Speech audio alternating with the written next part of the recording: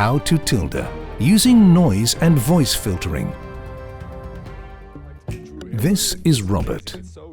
This is his Tilde Air.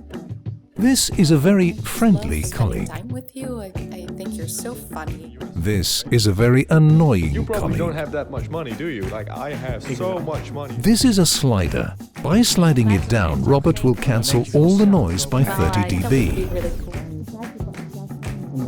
This is the communication button on the inside of the Tilde Air. For 1 second, the communication light lights up and Robert can communicate with anyone in a 60-degree cone. With the slider, Robert is able to adjust the volume of the filtered voice. In this way, Robert can cancel the noise but still talk to his colleague.